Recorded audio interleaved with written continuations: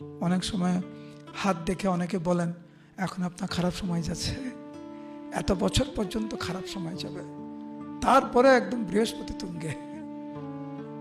আমাদের বোঝা উচিত ভালো এবং খারাপ কাকে বলে। জড়জাগতিক ধন সম্পত্তি বৃদ্ধি পেয়েছে সেই জন্য ভালো সময়। একটা ম্যানেজমেন্টের পোস্ট পেয়েছেন সেইটা ভালো সময়। ভালো সময় হচ্ছে সাধুগুরু বৈষ্ণবের আনুগত্যে বিনম্র চিত্তে শান্ত মনে যখন আমরা জপ করতে পারবো, ওইটা ভালো সময়।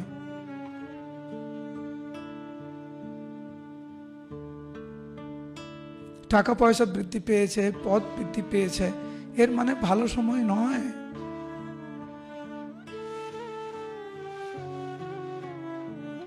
এইটি হচ্ছে গুরুত্বপূর্ণ বিষয়।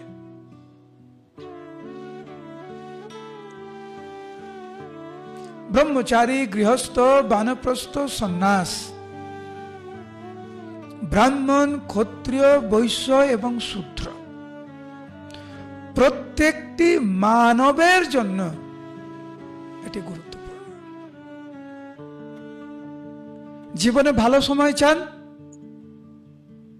জীবনে ভালো কিছু করতে চান, মঙ্গলময় কিছু করতে চান, সাধুগুরু বৈষ্ণবের আনুগত্যে থাকুন, সাধন ভজন করুন, ওইটি সবচাইতে ভালো সময়।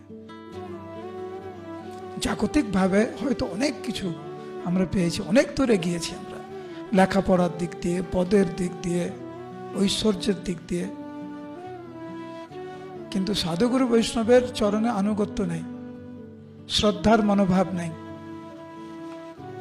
বাহ্যিকভাবে একটু অনুকূল হলেও প্রকৃতপক্ষে সবচাইতে প্রতিকূল ওই পরিস্থিতি। কারণ ওই অল্প জাগতিক সুখ স্বাচ্ছন্দ্য আমাদের ভক্তি জীবন থেকে অনেক দূরে সরিয়ে নিয়ে যাবে আমাদেরকে।